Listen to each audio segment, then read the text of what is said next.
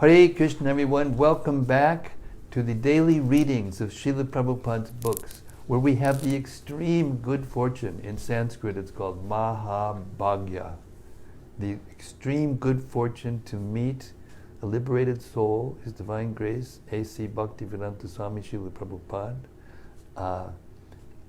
and listen to his ecstatic purports, his ecstatic commentary on the Srimad-Bhagavatam every day, along with his translations of the verses, which are profoundly correct. So, we've reached the 8th canto of the Srimad-Bhagavatam. We're moving right along. And Sanatana Goswami, who was the senior disciple of Sri Chaitanya Mahaprabhu, he wrote, by the mercy of Chaitanya Mahaprabhu, a glorification of the Srimad-Bhagavatam under his direction. It's called Srimad-Bhagavata Mahima Stotram, from the Sri Krishna Lila Stava. It's a book that he wrote after he wrote the Brihad Bhagavatamrita. And it goes like this: Sarva Shashabdipi Yusha, Sarva Vedaika Satpala, Sarva Siddhanta Ratnaya, Sarva Lokaika Drikprada.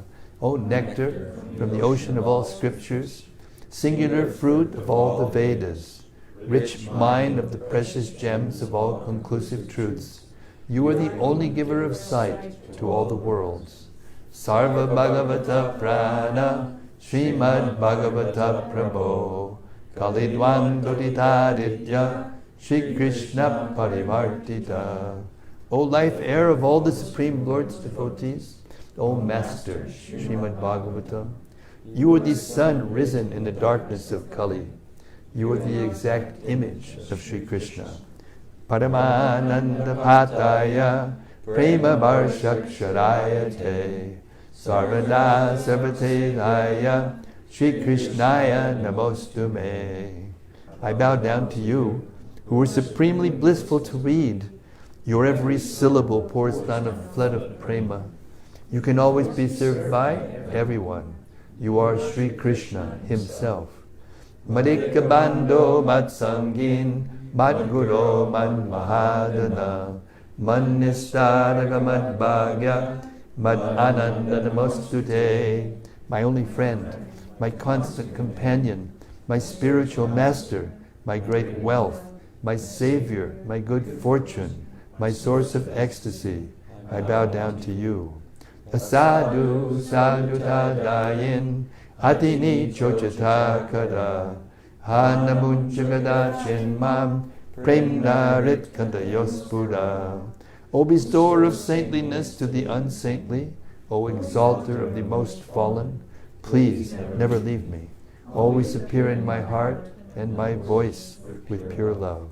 Om Namo Bhagavate Vasudevaya. Om Namo Bhagavate Vasudevaya. Om Namo Bhagavate Vasudevaya. Om Namo Bhagavate Vasudevaya. Om Namo Bhagavate Vasudevaya. Om Namo Bhagavate Vasudevaya. So, very interesting chapter, to say the least. The Mohini-murti Incarnation bewilders Lord Shiva. And we've come to the 18th verse of this 12th chapter of the 8th canto, and it's about to happen. Lord Shiva is about to become bewildered. Okay, text 18.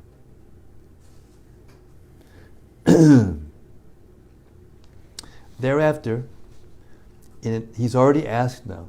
He's asked the Lord, please, I want to see that form of yours that bewildered both the demigods and the demons.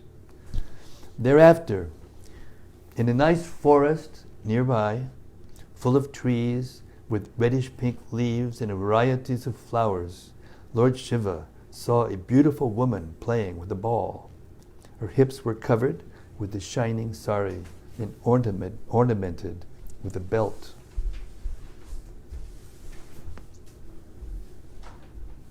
Text 19. Because the ball was falling down and bouncing up, As she played with it, her breasts trembled, and because of the weight of those breasts and her heavy flower garlands, her waist appeared to be all but breaking at every step, as her 2 soft feet, which were reddish like coral, moved here and there. Text 20. The woman's face was decorated by broad, beautiful, restless eyes, which moved as the ball bounced here and there from her hand. The 2 brilliant earrings on her ears decorated her shining cheeks like bluish reflections, and the hair scattered on her face made her even more beautiful to see. Text 21. As she played with the ball, the sari covering her body became loose and her hair scattered. She tried to bind her hair with her beautiful left hand. At the same time, she played with the ball by striking it with the right hand. This was so attractive that the Supreme Lord, by his internal potency, in this way, captivated everyone. Purport. This isn't a game of tennis. Purport. In Bhagavad Gita 7:14 it is said, Daivyesha gunamayi mama maya duratyaya. The external potency of the Supreme Personality of Godhead is extremely strong. Indeed, everyone is fully captivated by her activities. Lord Shambhu, Shiva, was not to be captivated by the external potency, but because Lord Vishnu wanted to captivate him also, he exhibited his internal potency to act the way that his external potency acts to captivate ordinary living entities. Lord Vishnu can captivate anyone, even such a strong personality as Lord Shambhu. Text 22. While Lord Shiva observed the beautiful woman playing with the ball, she sometimes glanced at him and slightly smiled in bashfulness. As he looked at the beautiful woman and she watched him, he forgot both himself and Uma, his most beautiful wife, as well as his associates nearby. Purport. The material bondage of this world is that a beautiful woman can captivate a handsome man, and that a handsome man can captivate a beautiful woman. Such are the affairs that began when Lord Shiva observed a beautiful girl playing with the ball. In such activities, the influence of Cupid is very prominent. As both parties move their eyebrows and glance at one another, their lusty desires increase more and more. Such reciprocations of lusty desire took place between Lord Shiva and the beautiful woman, even though Uma and Lord Shiva's associates were by Lord Shiva's side. Such is the attraction between man and woman in the material world. Lord Shiva was supposed to be above all this attraction, but he was victimized by the captivating power of Lord Vishnu. Rishabhadev thus explains the nature of lusty attraction. Pungsa striya mituni bhava me tam tayor mito hridaya grantam ahuhu ato griya chetra sutapta bitayar janasya moho yamaham mameti. The attraction between male and female is the basic principle of material existence. On the basis of this misconception, which ties together the hearts of the male and female, one becomes attracted to his body, home, property, children, wife, relatives, and wealth. In this way, one increases life's illusions and thinks in terms of I and mine. 12:22. Srimad-Bhagavatam 5:5-8. When a man and woman exchange feelings of lust, both of them are victimized, and they are thus bound to this material world in various ways. Text 23. When the ball leaped from her hand and fell at a distance, the woman began to follow it. But as Lord Shiva observed these activities, a breeze suddenly blew away the fine dress and belt that covered her. Whoops. 24. Thus Lord Shiva saw the woman, every part of whose body was beautifully formed, and the beautiful woman also looked at him. Therefore, thinking that she was attracted to him, that's the catch. Lord Shiva became very much attracted to her. Purport. Lord Shiva was observing every part of the woman's body, and she was also glancing at him with restless eyes. Thus, Shiva thought that she was also attracted to him, and now he wanted to touch her. Text 25. Lord Shiva, his good sense, taken away by the woman because of lusty desires to enjoy with her, became so mad for her that even in the presence of Bhavani, he did not hesitate to approach her. This is completely extraordinary.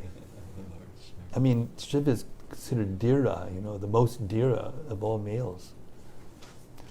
The beautiful woman was already naked, and when she saw Lord Shiva coming toward her, she became extremely bashful. Thus she kept smiling, but she hid herself among the trees and did not stand in one place. Text 27. His senses being agitated, Lord Shiva, victimized by lusty desire, began to follow her, just like a lusty elephant follows a she-elephant. After following her with great speed, Lord Shiva caught her by the braid of her hair and dragged her near him. Although she was unwilling, he embraced her with his arms. 29 and 30. Being embraced by Lord Shiva like a female elephant embraced by a male, the woman, whose hair was scattered, swirled like a snake. O king, this woman who had large, high hips was a woman of Yogamaya, presented by the Supreme Personality of Godhead. She released herself somehow or other from the fond embrace of Lord Shiva's arms and ran away. 31. As if harassed by an enemy in the form of lusty desires, Lord Shiva followed the path of Lord Vishnu, who acts very wonderfully, and who had taken the form of Mohini. Purport. Lord Shiva cannot be victimized by Maya. Therefore it is to be understood that Lord Shiva was being harassed. Lord Shiva cannot be victimized by Maya. Therefore it is to be understood that Lord Shiva was being thus harassed by Lord Vishnu's internal potency. Lord Vishnu can perform many wonderful activities through his various potencies. Parasya, Shaktir, Bibidai Vishruyate, Swabhaviki Janapala Balakriya Cha. Shveta Shvetar Upanishad 6:8. The Supreme Lord has various potencies by which he can act very efficiently, to do anything expertly. He doesn't even need to contemplate. Since Lord Shiva was being harassed by the woman, it is to be understood that this was being done not by a woman, but by Lord Vishnu himself. Text 32. Just as a maddened bull elephant follows a female elephant who was able to conceive pregnancy, Lord Shiva followed the beautiful woman and discharged semen, even though his discharge of semen never goes in vain. Text 33. O king, wheresoever on the surface of the globe fell the semen of the great personality Lord Shiva, mines of gold and silver appeared. Purport. Srila Vishwanath Chakravarti Thakur comments that those who seek gold and silver can worship Lord Shiva for material opulences. Lord Shiva lives under a bael tree and does not even construct a house in which to dwell, but although he is apparently poverty-stricken, his devotees are sometimes opulently endowed with large quantities of silver and gold. Parikshit Maharaj later asks about this, and Shukadev Goswami replies. Text 34. Following Mohini, Lord Shiva went everywhere, near the shores of the rivers and lakes, near the mountains, near the forests, near the gardens, and wherever there lived great sages. So he's really winding him up. Purport. Srila Vishwanath Chakravarti Thakur remarks that Mohini-murti dragged Lord Shiva to so many places, especially to where the great sages lived, to instruct the sages that their Lord Shiva had become mad for a beautiful woman. Thus, although they were all great sages and saintly persons, they should not think themselves free, but should remain extremely cautious about beautiful women. No one should think himself liberated in the presence of a beautiful woman. The Shastras enjoin, Matra swasra drihitrava navibhakta sano bhavet balaban indriya gramo vidvansam apikarshati. One should not stay in a solitary place with a woman, even if she had been his mother, sister, or daughter, For the senses are so uncontrollably powerful that in the presence of a woman one may become agitated, even if he is very learned and advanced. Text 35. O Maharaj Parikshit, best of kings, when Lord Shiva had fully discharged semen, he could see how he himself had been victimized by the illusion created by the Supreme Personality of Godhead. Thus he restrained himself from any further maya. Purport. Once one is agitated by lusty desires, upon seeing a woman, those desires increase more and more. But when semen is discharged in the act of sex, the lusty desires diminish. The same principle acted upon Lord Shiva. He was allured by the beautiful woman, Mohini-murti, but when his semen had been fully discharged, he came to his senses and realized how he had been victimized as soon as he saw the woman in the forest. If one is trained to protect his semen by observing celibacy, naturally he is not attracted by the beauty of a woman. If one can remain a brahmachari, he saves himself so much trouble in material existence. Material existence means enjoying the pleasure of sexual intercourse. Yan maitunadi grihamedi sukham. If one is educated about sex life and is trained to protect his semen, he is saved from the danger of material existence. Text 36. Thus Lord Shiva could understand his position and that of the Supreme Personality of Godhead, who has unlimited potencies. Having reached this understanding, he was not at all surprised by the wonderful way Lord Vishnu had acted upon him. Purport. The Supreme Personality of Godhead is known as all-powerful because no one can excel him in any activity. In Bhagavad Gita 7:7, the Lord says, Mattak paratanam nanyat kinchidasti dhananjaya. O conqueror of wealth, there is no truth superior to me. No one can equal the Lord or be greater than him, for he is the master of everyone. As stated in Chaitanya Charitamrita, Adi 5:142, Ekale Ishwara Krishna Ara Sabhabritya. The Supreme Personality of Godhead, Krishna, is the only master of everyone, including even Lord Shiva. What to speak of others? Lord Shiva was already aware of the supreme power of Lord Vishnu, but when he was actually put into bewilderment, he felt proud to have such an exalted master. Now that's exalted. That's exalted. He just embarrassed him in front of all the sages in the world practically. And still he felt proud to have such an exalted master. Complete freedom from envy. Text 37. Seeing Lord Shiva unagitated and unashamed, Lord Vishnu, Madhusudana, was very pleased. Thus he resumed his original form and spoke as follows. Purport. Although Lord Shiva was aghast at the potency of Lord Vishnu, he did not feel ashamed. Rather, he was proud to be defeated by Lord Vishnu. Nothing is hidden from the Supreme Personality of Godhead, for he is in everyone's heart. Indeed, the Lord says in Bhagavad Gita 15:15, Sarvasya chaham hridisanavisto matak smritir jnana apavanam cha. I am seated in everyone's heart, and from me come remembrance, knowledge, and forgetfulness. Whatever happened,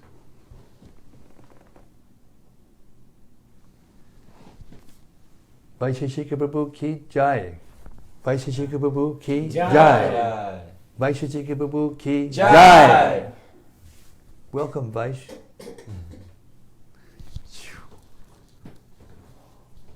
I am seated in everyone's heart, and from me come remembrance, knowledge, and forgetfulness. Whatever happened had taken place under the direction of the Supreme Personality of Godhead, and therefore there was no cause to be sorry or ashamed. Although Lord Shiva is never defeated by anyone, when defeated by Lord Vishnu, he felt proud that he had such an exalted and powerful master. Text 38. the Supreme Personality of Godhead said, O best of the demigods, although you have been amply harassed because of my potency in assuming the form of a woman, you are established in your position. Therefore, may all good fortune be upon you. Purport. Since Lord Shiva is the best of the demigods, he is the best of all devotees. Vaishnavanam yata Shambhu. His exemplary character was therefore praised by the Supreme Personality of Godhead, who gave his benediction by saying, may all good fortune be upon you. When a devotee becomes a little proud, the Supreme Lord sometimes exhibits his supreme power to dissipate the devotee's misunderstanding. After being amply harassed by Lord Vishnu's potency, Lord Shiva resumed his normal, unagitated condition. This is the position of a devotee. A devotee should not be agitated under any circumstances, even in the worst reverses. Shall I repeat that? Would anybody mind? Okay, everybody's unanimous. A devotee should not be agitated under any circumstances, even in the worst reverses. Now that's the test of time. Reliability over time breeds faith. As confirmed in Bhagavad Gita 6.22, Yasmin stito na dukena gununapi bichalyate. Because of his full faith in the Supreme Personality of Godhead, a devotee is never agitated, even in the greatest trials. This pridelessness is possible only for the first-class devotees, of whom Lord Shambhu is one. I just read in the Chaitanya Charitamrita where it is stated that if a devotee is neophyte, very neophyte, then he should not get too close to his spiritual master. Because if he gets too close to the spiritual master, there may be some envy or some, and then he may think something wrong, and then he may get into trouble. Same principle here.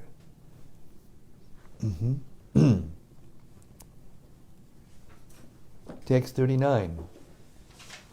My dear Lord Shambhu, who within this material world but you can surpass my illusory energy? People are generally attached to sense enjoyment and conquered by its influence. Indeed, the influence of material nature is very difficult for them to surmount. Purport. Of the three chief demigods, Brahma, Vishnu, and Maheshwara, all but Vishnu are under the influence of Maya. In Chaitanya Charitamrita, they are described as Mayi, which means under Maya's influence. But even though Lord Shiva associates with Maya, he is not influenced. The living entities are affected by Maya, but although Lord Shiva apparently associates with Maya, he is not affected. In other words, all living entities within this material world, except for Lord Shiva, are swayed by Maya. Lord Shiva is therefore neither Vishnu Tattva nor Jiva Tattva. He is between the two.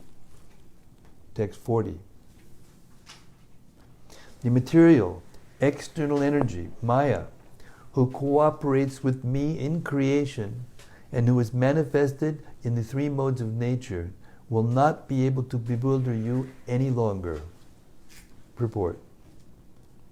When Lord Shiva was present, his wife Durga was also there. Durga works in cooperation with the Supreme Personality of Godhead in creating the cosmic manifestation. The Lord says in Bhagavad Gita 9:10, Maya yakshena prakriti suyate sacharacharam. The material energy, Prakriti, works under my direction, O son of Kunti, and is producing all moving and unmoving beings. Prakriti is Durga. Shrishti stiti pralaya sadhana shaktireka chaye vayasya bhuvanani vivarti Durga. Brahma Samhita 544. The entire cosmos is created by Durga in cooperation with Lord Vishnu in the form of Kala, time. Sa ikshata lokan nusrija, sa ima lokan asrijata. This is the version of the Vedas, Aitareya Upanishad 1.1, 1 and 2. Maya happens to be the wife of Lord Shiva, and thus Lord Shiva is in association with Maya. But Lord Vishnu here assures Lord Shiva that this Maya will no longer be able to captivate him. Text 41. Shukadeva Goswami said, O King, having thus been praised by the Supreme Personality of Godhead, or the Supreme Personality, who bears the mark of Srivats on his chest, Lord Shiva circumambulated him. Then, after taking permission from him, Lord Shiva returned to his abode, Kailas, along with his associates. Purport. Srila Vishwanath Chakravarti Thakur remarks that when Lord Shiva was offering obeisances unto Lord Vishnu arose and embraced him. Therefore the word Srivat Sankena is used here. The mark of Srivats adorns the chest of Lord Vishnu, and therefore when Lord Vishnu embraced Lord Shiva while being circumambulated, the Srivats mark touched Lord Shiva's bosom. Text 42. O descendant of Bharat Maharaj, Lord Shiva, in jubilation, then addressed his wife, Bhavani, who was accepted by all authorities as the potency of Lord Vishnu. 43. Lord Shiva said, O goddess, you have now seen the illusory energy of the Supreme Personality of Godhead, who is the unborn master of everyone. Although I am one of the principal expansions of his lordship, even I was illusioned by his energy. What then is to be said of others who are fully dependent on Maya? Text 44. When I finished performing mystic yoga for 1,000 years, you asked me upon whom I was meditating. Now, here is that Supreme Person to whom time has no entrance and whom the Vedas cannot understand. Purport. Eternal time enters anywhere and everywhere, but it cannot enter the kingdom of God. Nor can the Vedas understand the Supreme Personality of Godhead. This is an indication of the Lord's being omnipotent, omnipresent, and omniscient. Text 45. Shukadeva Goswami said, My dear king, the person who bore the great mountain on his back for the churning of the ocean of milk is the same Supreme Personality of Godhead known as Shangadhanva. I have now described to you his prowess. Text 46. The endeavor of one who constantly hears or describes this narration of the churning of the ocean of milk will never be fruitless. Indeed, chanting the glories of the Supreme Personality of Godhead is the only means to annihilate all sufferings in this material world.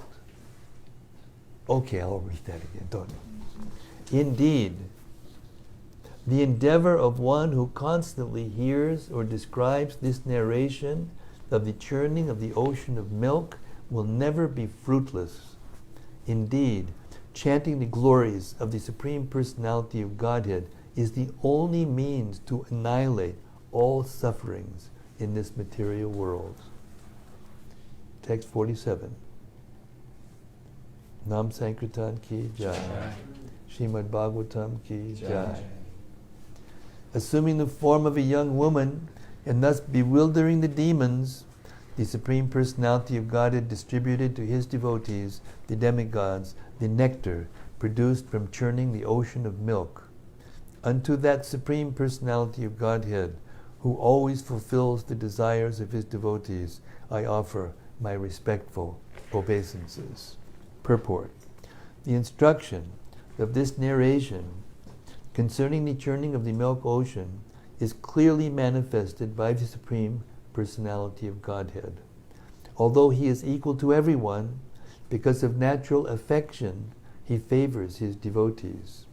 The Lord says in Bhagavad Gita 9:29, Samoham sarvabhuteshu name dvesho stina priyaha ye bhajanti tumam bhaktya mayite teshu chapyaham. I envy no one, nor am I partial to anyone. I am equal to all. But whoever renders service unto me in devotion is a friend, is in me, and I am also a friend to him. This partiality of the Supreme Personality of Godhead is natural. A person cares for his children not because of partiality, but in a reciprocation of love.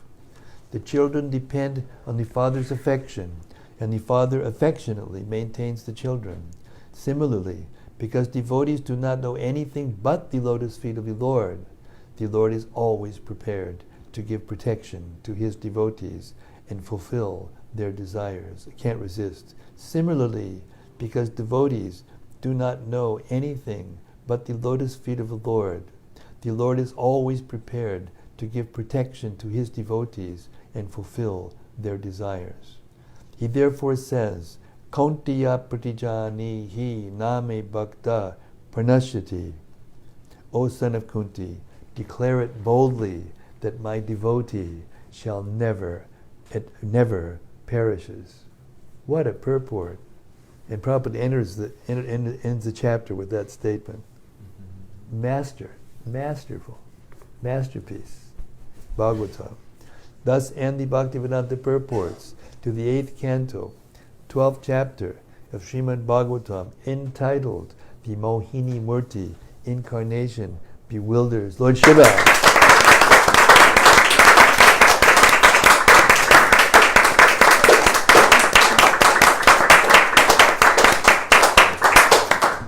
And another act of the grand drama of Srimad-Bhagavatam. The history of the universe has passed by and it can never be unheard.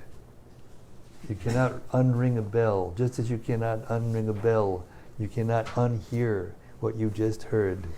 It's eternally there in your heart, in your subtle body, and it will, at the end of the day, deliver you from this material existence. Hare Krishna. And everybody out there in cyberspace, don't forget to share this nectar with your friends and anyone else you know who has networks, so that we can expand this nectar, hearing Bhagavatam together in the association of the Vaishnavas. Hare Krishna. I don't know if I can go on after this. Just a second.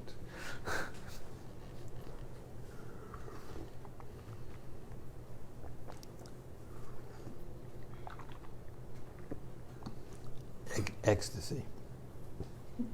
Ecstasy.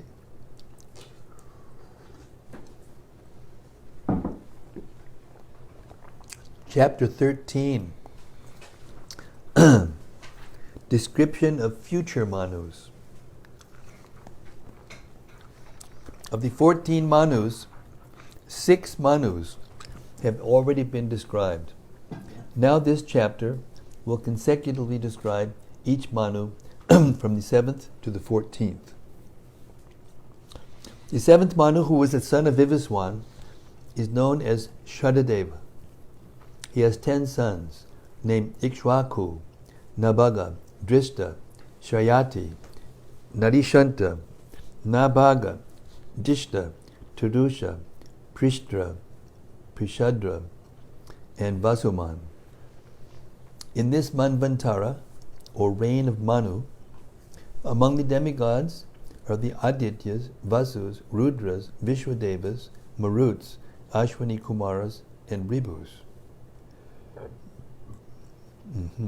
The king of heaven, Indra, is known as Purandara, and the 7 sages are known as Kashyapa, Atri, Vashishta, Vishwamrita, Gautama, Jamadagni, and Bharadwaj.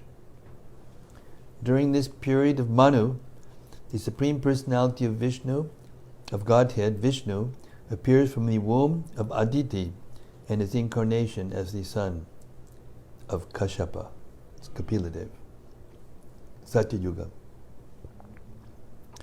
In the period of the 8th Manu, the Manu is Savarni. His sons are headed by Nirmoka, and among the demigods are the Sutapas. Bali, the son of Virochana, is Indra. Whoa. Whoa.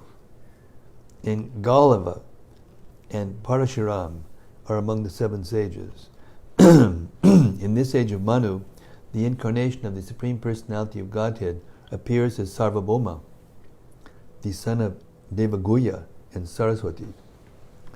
In the period of the 9th Manu, the Manu was Daksha Savarni.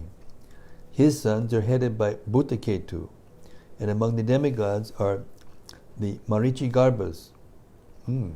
Adbhuta is Indra, and among the 7 sages is Dutiman. In this period of Manu, the incarnation Rishab is born of Ayushman and Ambudara. In the period of the 10th Manu, the Manu was Brahma Sarvani. Among his sons is Burishena, and the 7 sages are Havishman and others. Among the demigods are the Suvasanas, and Shambhu is Indra. The incarnation in this period of Manu is Vishwaksena, who was a friend of Shambhu and who was born from the womb of Vishuchi in the house of a Brahmana named Vishwashrashta. In the period of the 11th Manu, the Manu was Dharma Savarni, who has 10 sons, headed by Satyadharma. Among the demigods are the Vihangamas. Indra is known as Vaidrita, and the 7 sages are Aruna and others. In this Manvantara, the incarnation is Dharmasetu, who was born of Vaidrita and Aryaka. In the period of the 12th Manu, the Manu is Rudra Sarvarni, whose sons are headed by Devavan. The demigods are the Haritas and others. Indra is Ritadama, and the 7 sages are Tapamurti and others. The incarnation of this Manvantara is Sudama or Swadama, who was born of the womb of Sunrita. His father's name is Satyasaha. In the period of the 13th Manu, the Manu is Deva Sarvani. Among his sons is Chitrasena. The demigods are Sukarmas and others. The demigods are the Sukarmas and others. Indra is Divaspati, and Nirmoka is among the sages. The Manvantara avatar is Yogeshwar, who was born of Devahotra and Brihati. In the period of the 14th Manu, the Manu is Indra Savarni. among his sons are Uru and Gambhira. The demigods are the Pavitras and others. Indra is Shuchi, and among the sages are Agni and Bahu. The incarnation of this Manvantara is known as Brihad Manu. He is born of Satrayana from the womb of Vitana. The total duration of the periods ruled by these Manus is calculated to be 1,000 Chatra Yugas, or 4,300,000 times 1,000 years.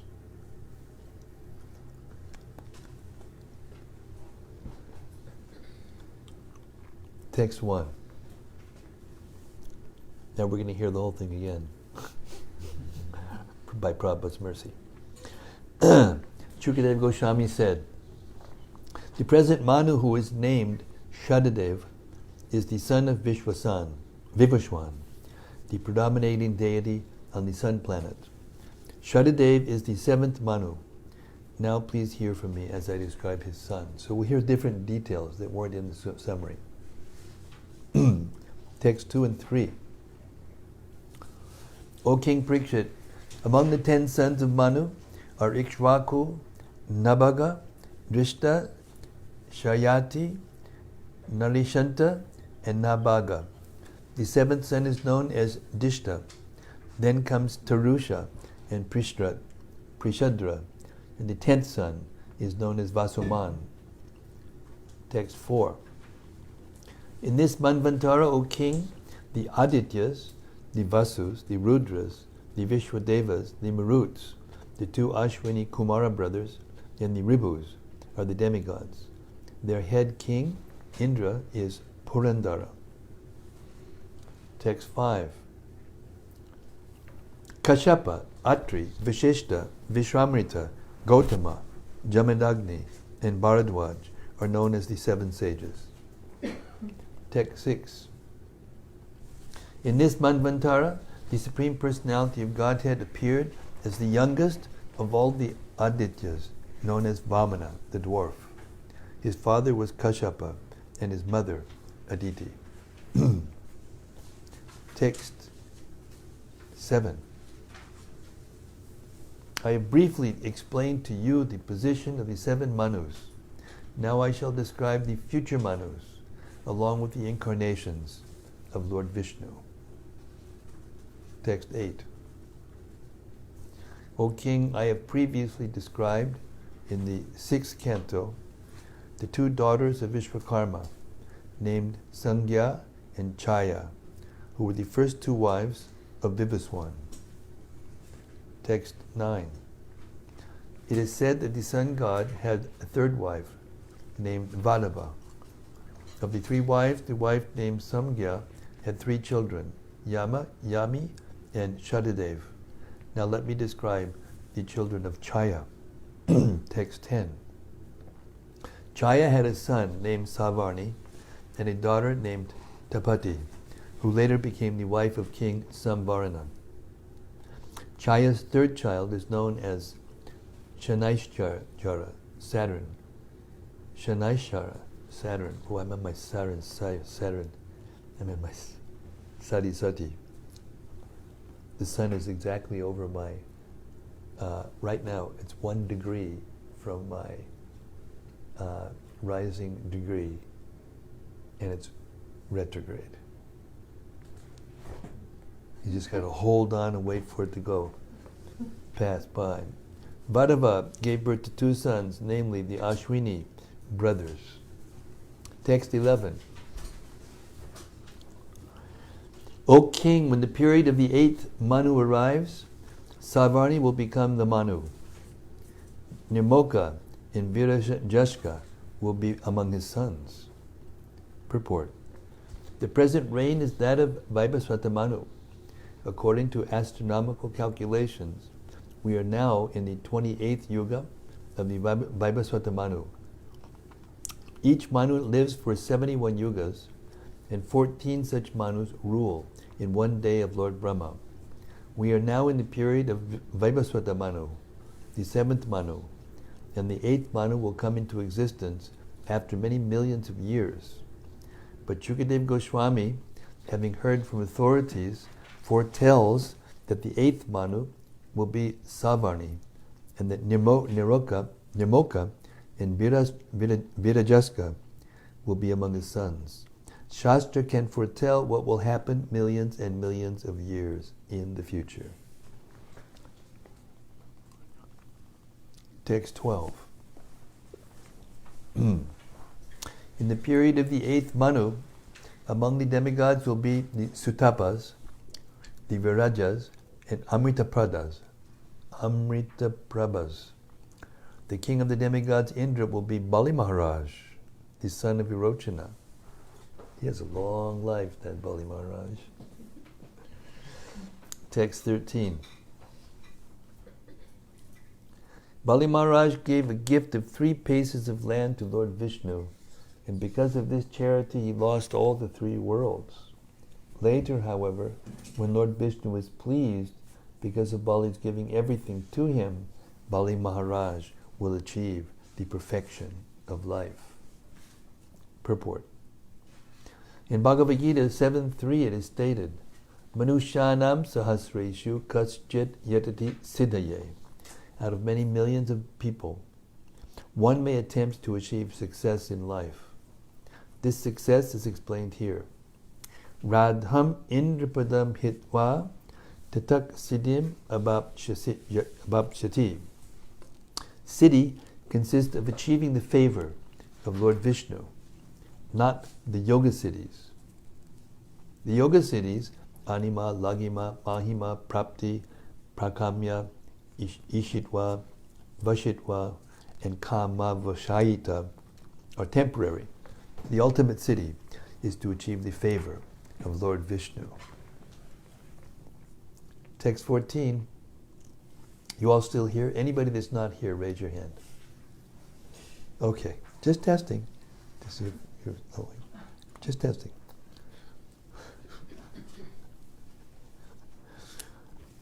Translation.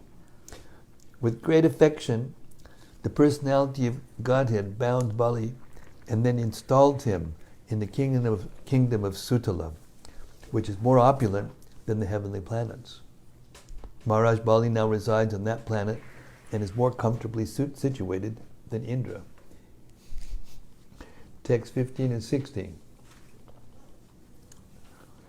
O king, during the 8th Manvantara, the great personalities Galaba, Diptiman, Parashuram, Ashwatthama, Kripacharya, Rishishringa, and our father Vyasadeva, the incarnation of Narayana, will be the 7 sages. For the present, they are all residing in their respective ashrams. Text 17. In the 8th Manvantara, the greatly powerful personality of Godhead, Sarvabhauma, will take birth. His father will be Devaguya, and his mother will be Saraswati. He will take the kingdom away from Purandara, Lord Indra, and give it to Bali Maharaj.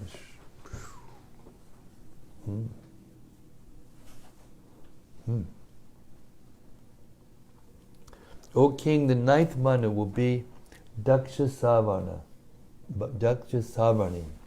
who is born of Varuna. Among his sons will be Bhuttaketu, and Diptiketu. Text 19. In this 9th Manvantara, the Paras and the Marichi Garbhas will be among the demigods. The king of heaven, Indra, will be named Adbhuta, and Jyutiman will be among the 7 sages. Text 20. Rishabdev, a partial incarnation of the Supreme Personality of Godhead, will take birth from his father, Ayushman, and his mother, Ambudara. He will enable the Indra named Adbhuta to enjoy the opulence of the 3 worlds. Text 21.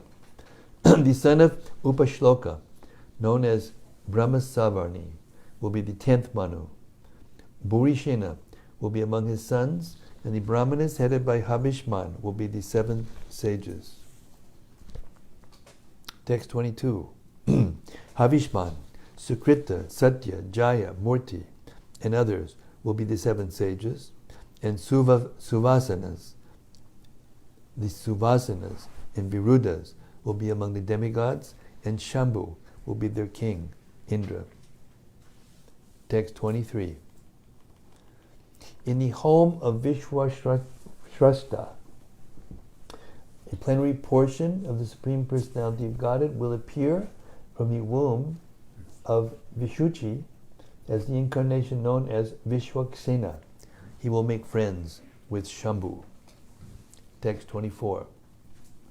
In the 11th Manvantara, the Manu will be Dharma Savarni, who will be extremely learned in spiritual knowledge.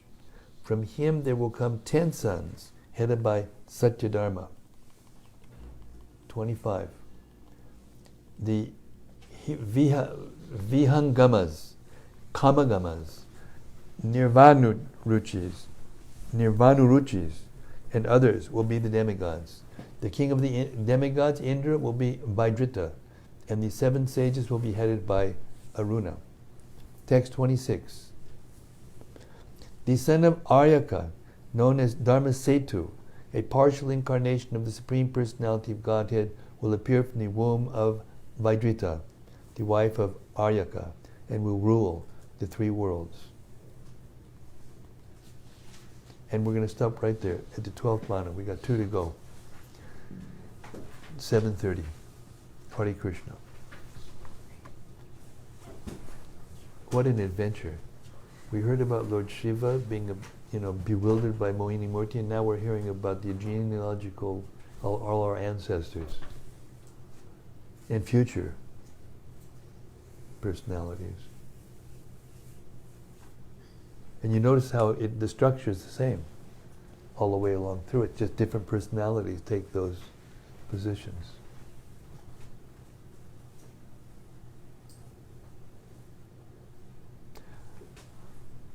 Oh, all right, Prana, go ahead.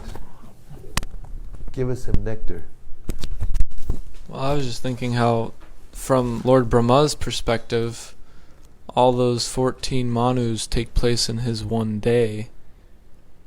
And so it's not so outrageous to think that, it's to be known what will happen in that day, who will be in charge of all those posts. From our perspective, it seems so outrageous to project, millions and millions of years in the future, but for Lord Brahma, because the time is relative, it's actually just his 12-hour daytime.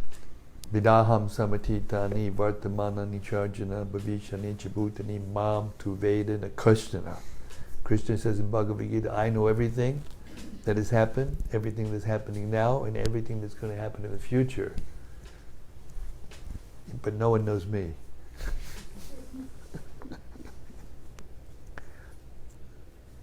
So if you think, well, Krishna has to reveal himself to me, that means you got a ways to go. And Shiva's response to his humiliation was so precious and so perfect that he was proud to have a master who was so powerful that he could even bewilder him in such a humiliating way. That's opulence. That's the opulence. Pure humility.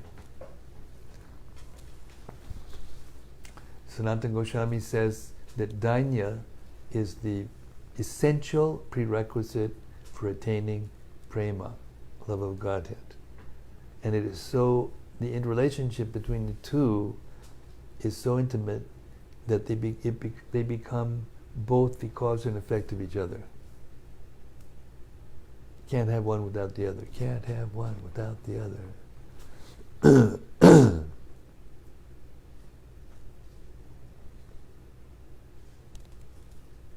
Dainya means utter humility.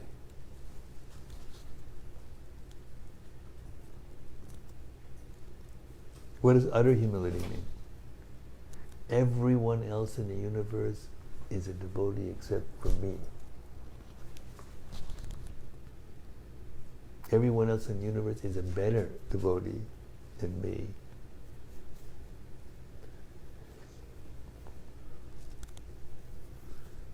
And whose mentality is that? Pray tell. Come on, you can do better than that. What? No. Yes. Bhakta Doug gets the Cupid doll.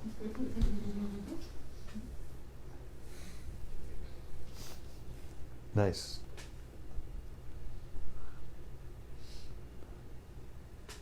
So anybody who's thinking that they're going to Radhakunda become like Radharani or close to Radharani, and then looks back at everyone else and thinks that they're lower, or that I've got the highest thing now and you guys are just dirt, they're not in any way, shape or form going in the right direction, even though they're going to Radhakund. That's the truth of the matter. Okay, we've got something on the side of space. I can feel it from here. Yeah. Vijay Lakshmi Patel says, Hare Krishna Guru Maharaj, please accept my humble obeisances. Which Manvantara are we in now, and who is the Manu in this period we live in? We're in Vaivasvata Manu. And who is who? Who is what? The Manu. Manu is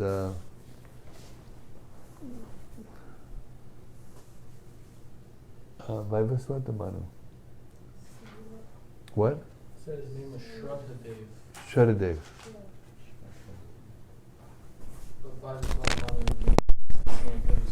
Yes. Yes. I thought it was interesting. Whenever I think he answered it in one of the texts. This is Patrick Arteki, who was giving us some interesting thing. He thought seems like once anybody is lusty over the Mohini-murti form, they wouldn't be attracted to anything in the material world anymore, because that's a no one's going to see that form except for Lord Shiva in that way. So you're not going to be fortunate enough to see Mohini-murti. Yeah, I believe. I mean, even when the demigods and demons saw it, when they got bewildered by she was just walking along, not like Shiva saw him, and that was like over the top, Only Lord Shiva gets to see like that. Of course, there were a few others along the way, the sages and people. Yeah, that's right. And actually, at the end, what did Vishnu say? That he wouldn't be attracted. Yeah, now you won't be attracted to Maya at all. Not possible.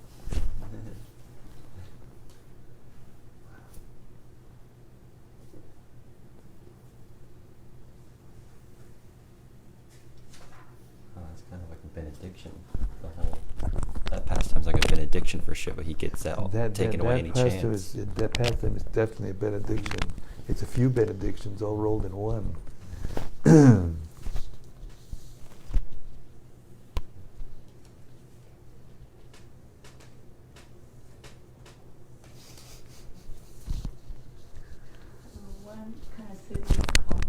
Yes, please. It's not possible for Kapalu to do a silly comment. I notice, for example, here, Sukadev Goswami is addressing Parikshit Maharaj. He said, "Our father, Vyasadeva." I also noticed Srila Prabhupada also say, "We." He never said, "I translated." He always says, "We, our." Why is that? Because, he doesn't do it by himself. It's not the royal we. You know what the royal we is? The king will say we, and he's talking about himself, but that means he's, thinking himself something like really big and special. But when Prabhupada says we, it means, his spiritual master in Krishna. I'll tell you a little anecdote.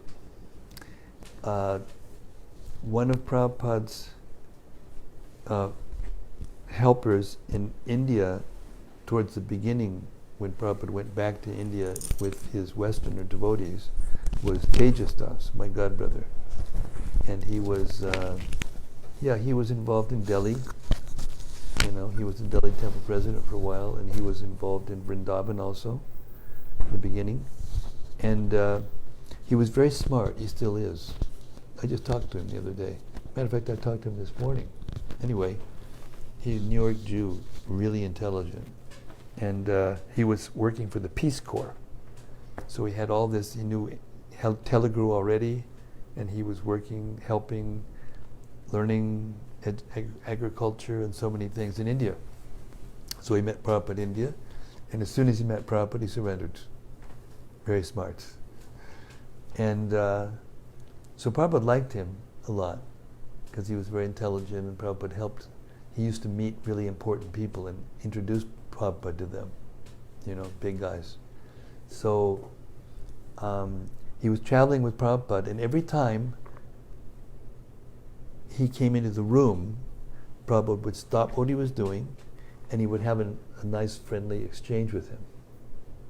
So obviously, he got attached to that, as anyone would. And one day, I don't remember where they were, but he walked in the room, and Prabhupada didn't acknowledge his existence. And he thought, something's going on here. So he just sat down and waited to see what was going to happen. Really smart. So Prabhupada was like concentrating on something. He couldn't see what he was concentrating on. And then after a few minutes, Prabhupada looked up and he looked past him. You know how You look past the person, you know, when you're in another world, look past him. And he said, I could not have written this book. Krishna wrote this book. Just like that. So that's what he meant by we.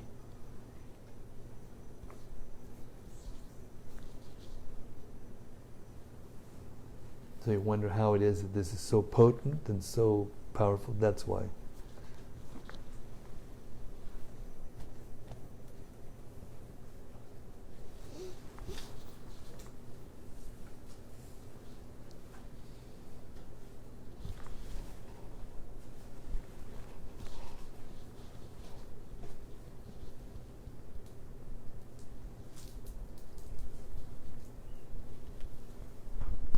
Yes, Bhakti.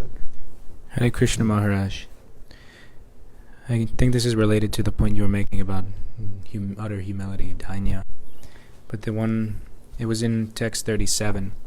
There's one line that really struck me. It said, whatever happened had taken place under the direction of the Supreme Personality of Godhead, and therefore there was no cause to be sorry or ashamed. And I had a question about that. Can that be said to be the case for all of the circumstances that we've ever been in? Us and anyone in the universe? Well, I mean, ultimately, yes. But you get a kind of a special ability to think that when you have a personal interchange with Krishna. Yeah, absolutely. Okay. Well,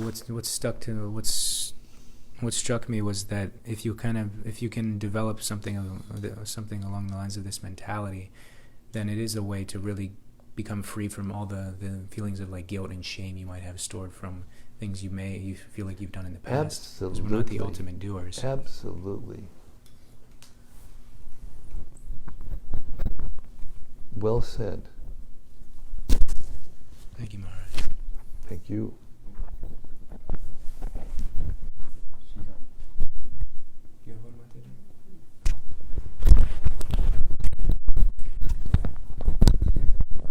Katie Romai. Katie Romai, Hare Krishna.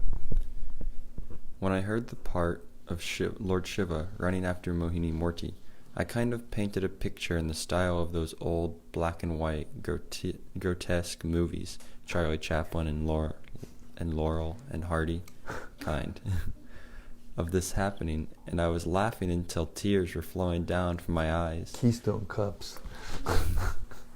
And then it hit me. How hard it was for Lord Shiva to keep himself away from Mohini-murti, and how hard it must be for men to keep themselves from running after ladies. Yeah. There you go.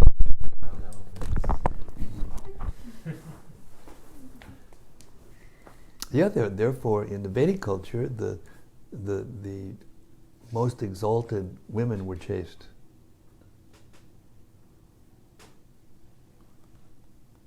Because they know their potency. Now you see these ladies that are coming up in politics, and they're all getting out there and they're saying, "Know your power," and that's what it means. Because they know they got that power, I saw one thing in the news. It was not that long ago, and there was some. All this like abuse that is being unearthed. Of big guys, sexually abusing women and everything. So one really big lady, she got out and says, I think we should have a strike. No sex until they stop this. And I think a lot of ladies didn't like that idea so well. But it's true. It's the actual basic principle that keeps material conditioning, the material world going on. And not just in human life, but all the species of life. You ever see the two birds flitting around here and there and always following each other? That's what it's all about. All the species of life. One time I was on a morning walk with Prabhupada in Chevy Hills Park in LA. And he was talking something along these lines. I don't remember exactly what he said, but one of the devotees said, but Prabhupada, if we all stopped having sex, then what would happen in the material world? And Prabhupada just went like this, says, yes, shut it down. And he said further,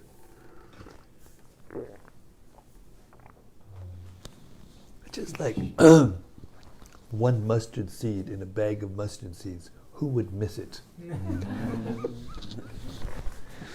Who would miss it? The whole material universe, who would miss it? Put everything in the proper perspective, as someone said earlier. Everything, if you see everything through God's eyes, everything changes. The whole thing, 311 trillion years, is one out breath and in breath of Mahavishnu. And he's just an expansion of expansion of expansion. So in Goloka, it's Krishna just like, it's not it's like a blink of an eye. And we're thinking such a big deal, everything's such a big deal. Every little thing that happens, it seems like a big deal, but to Krishna, it's nothing. And therefore Prabhupada said one time, when we go back to the spiritual world, it'll just like be waking up from a bad dream. Complete relief.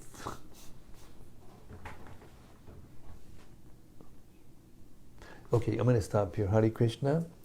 Everyone, thank you very much. It was lovely pastime and lovely to be with all of you. Don't forget, all of you out there in cyberspace, please don't forget to, I forget to announce this, but don't forget to share. We're getting close to 1700. We're like bumping up against 1690, so we're almost at 1700. That'll be another milestone for our little yatra, a little family. Okay, Srimad-Bhagavatam ki jai. Mohini-murti ki jai. Lord Shiva ki jai. Gaur Prem, all the Manus ki jai. Gaur Premanandi. See you tomorrow night, same place, same station, here at the live studios of Radha Lane. Hare Krishna.